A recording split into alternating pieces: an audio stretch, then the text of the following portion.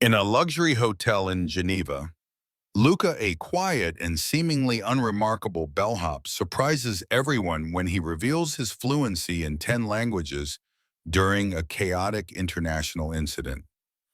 Misjudged for years due to his silence and humble position, Luca steps into the spotlight to bridge cultural divides and salvage a high-stakes global conference.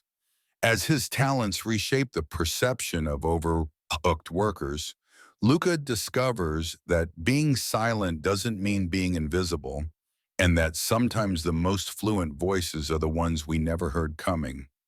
Geneva, Switzerland, a city of diplomacy, banking, and silent elegance.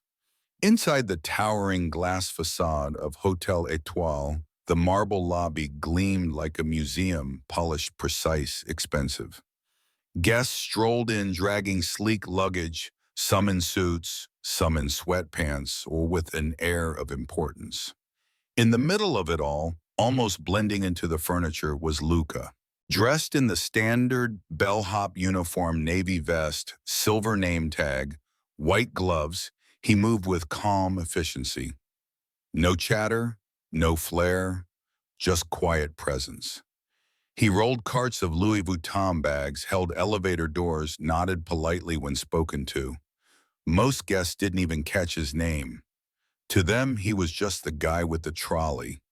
Even some colleagues didn't know much about him. Luca, yeah, nice guy, the front desk clerk once said. Keeps to himself, bit odd. Never talks unless he has to. But what they didn't know, what nobody knew, was that Luca was always listening, not just to footsteps or ringing phones. He listened to languages, to tonal shifts in Korean, to the rhythm of Egyptian Arabic, to the clipped syllables of German, to the lyrical flow of Portuguese. He didn't just hear them, he understood them. The chaos started with a missing suitcase. It was just after noon on a Thursday, 2 days before the International Travel and Hospitality Summit, one of Geneva's most high-profile annual conferences. Hotel Étoile was at full capacity, hosting delegations from over a dozen countries. Security was tight tempers, short, and the concierge phones didn't stop ringing. Then the Emirati delegation arrived. 5 men in traditional Honduras stepped into the lobby with calm dignity until one of them discovered his diplomatic briefcase was missing. It contained contracts, clearance papers, and documents that couldn't simply be reprinted. The tension was instant. The concierge panicked. The front desk scrambled.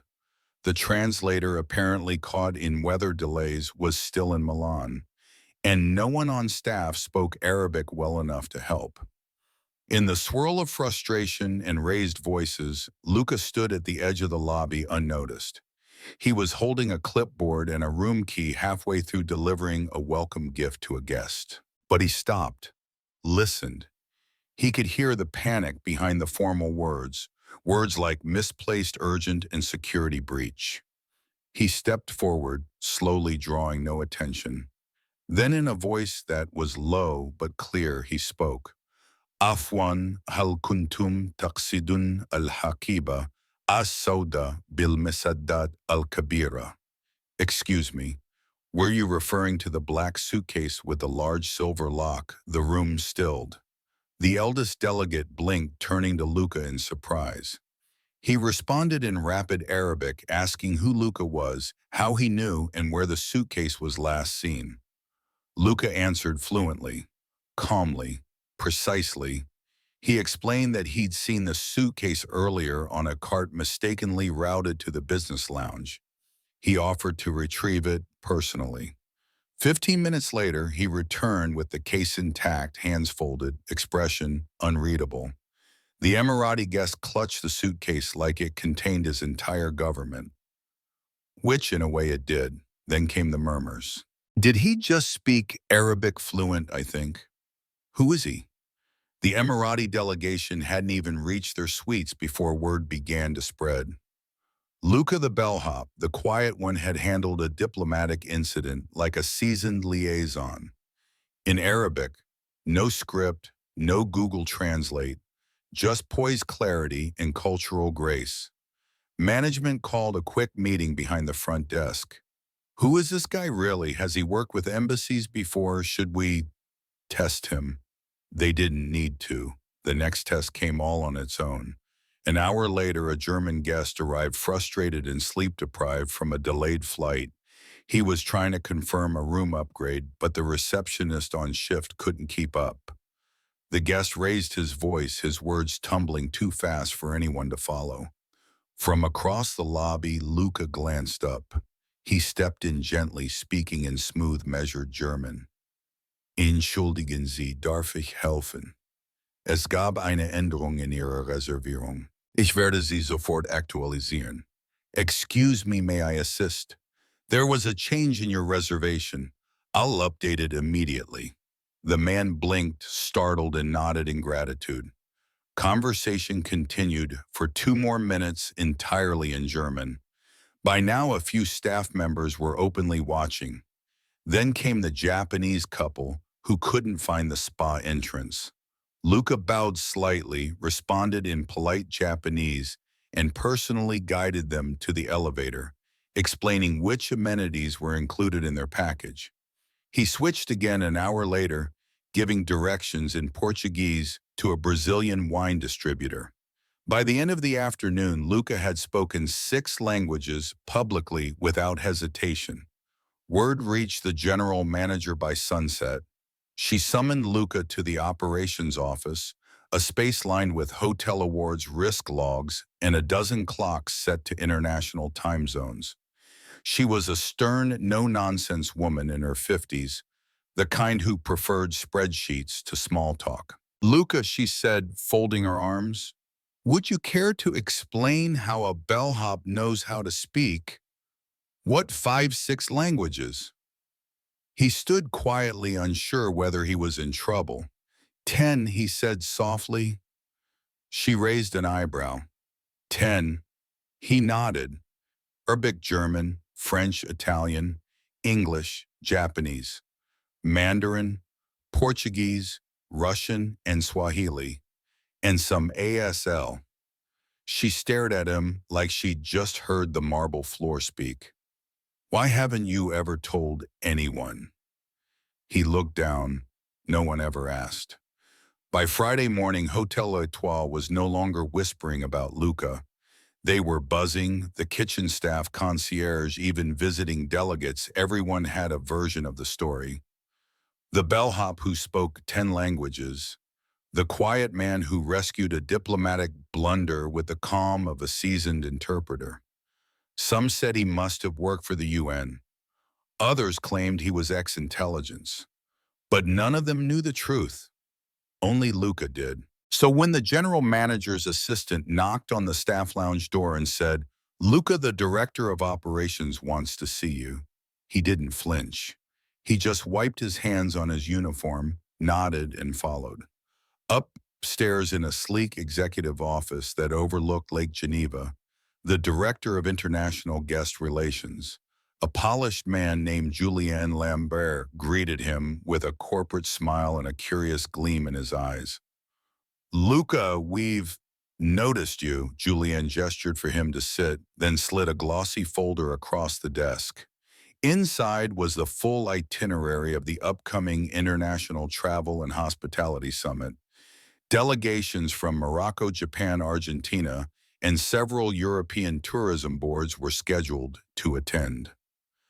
Julien laced his fingers. We've just lost our lead multilingual coordinator. Illness, very poor timing. We were about to hire an outside agency.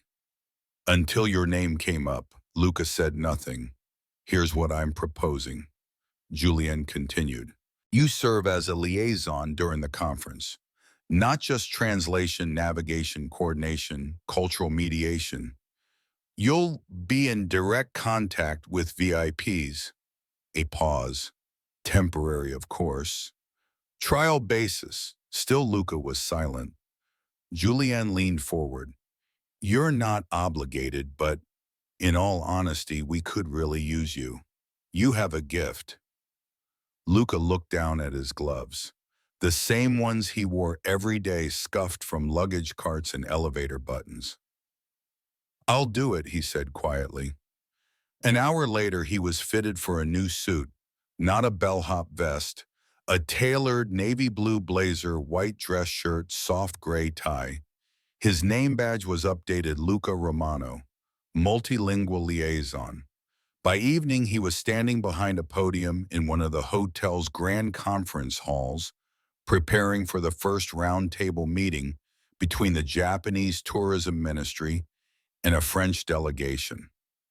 He looked out at the sea of unfamiliar faces. None of them had ever pushed a luggage cart. None of them had ever noticed him in the hallway. Until now. The room settled. He took a breath. Then he opened the meeting in flawless Japanese. Success, as it turns out, is rarely silent. By the second day of the summit, Luca was everywhere, sitting at negotiation tables, guiding diplomats to breakout rooms, even stepping in to resolve a misunderstanding between a Greek hotel chain and a Swedish delegation with nothing but a whiteboard and a trilingual diagram he sketched in 30 seconds. He didn't show off, he didn't linger. He simply delivered clarity and disappeared again. But not everyone celebrated. In the staff cafeteria, murmurs simmered beneath trays of croissants and paper coffee cups. "He's not even trained for this," one assistant manager whispered. "I have a master's in hospitality and haven't been invited to a single summit session," grumbled another. "Let's be honest, he's a bellhop with a party trick." Others were more subtle, cold glances, exclusion from team memos.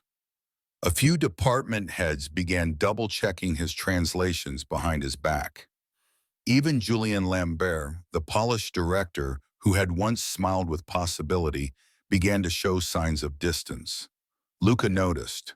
He wasn't naive. He just chose not to confront it yet. But the pressure came to a head when a senior partner from the hotel's global board, Madame Véronique Dumas, unexpectedly attended one of Luca's morning sessions. She was old-school French sharp-line suits, sharper instincts. After the session, she asked to see him privately. In a small boardroom, she shut the door quietly. "Mr. Romano," she began, glancing down at a file in her hand, "you have no university degree, no formal training in cross-cultural diplomacy, and until 4 days ago, your job was pushing luggage." Luca stood calmly, hands folded. "That's correct."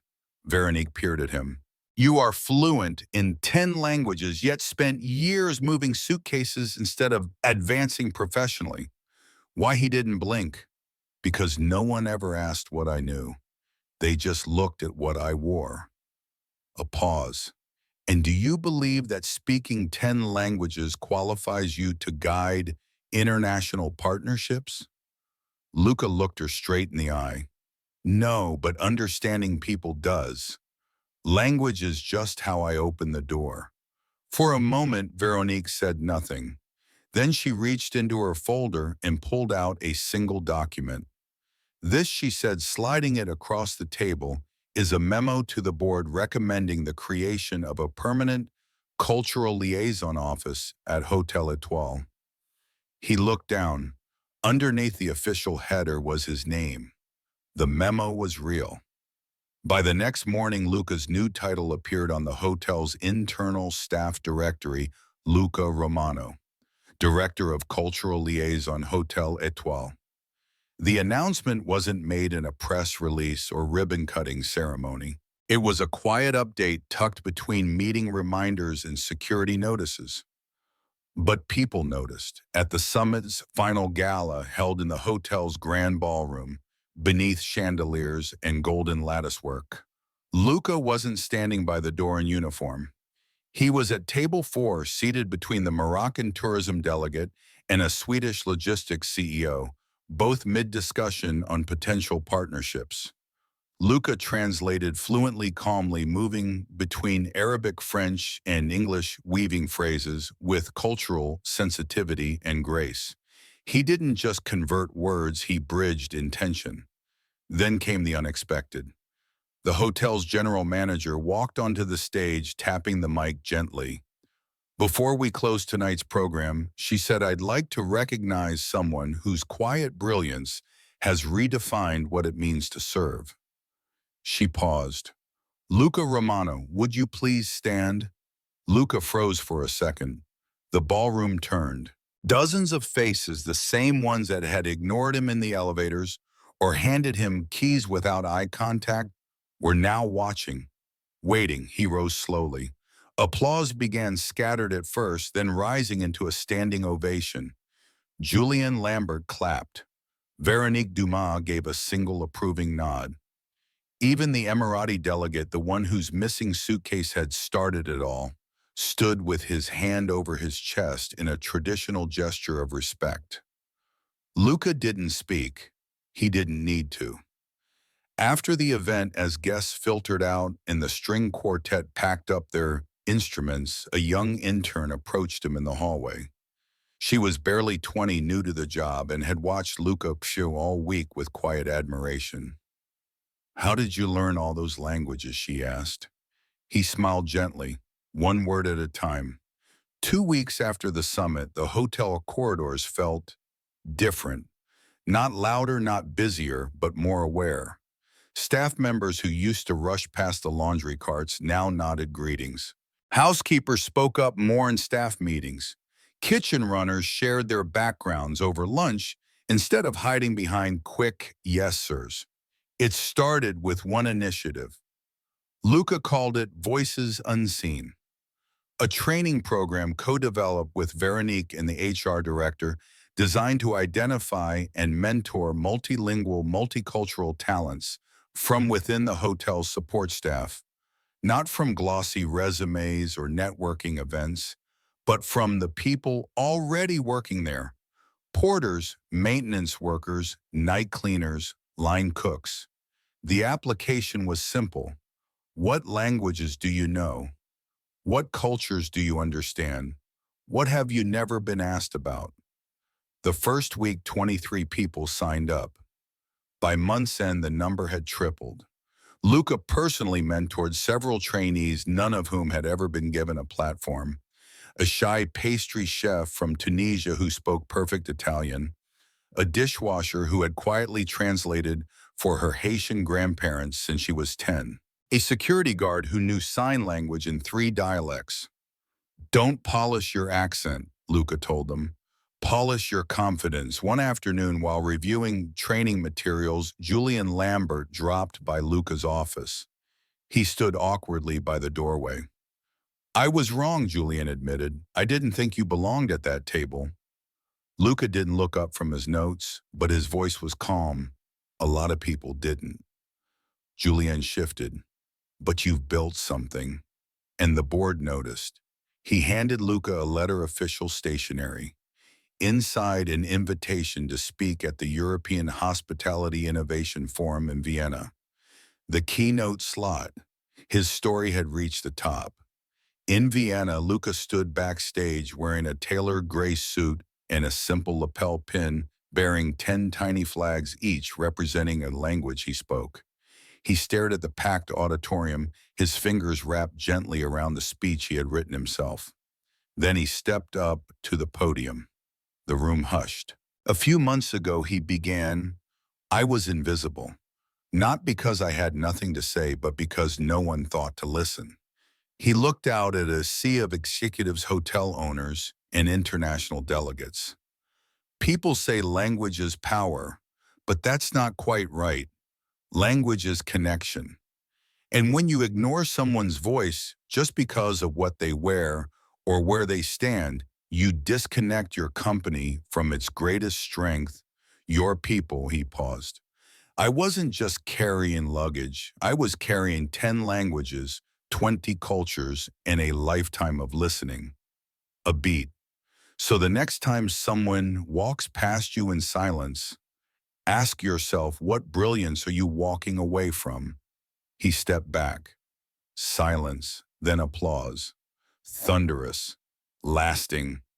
Back at Hotel Etoile, a new brass plaque was installed outside the training room on the ground floor, the Romano room dedicated to the quiet voices that move the world.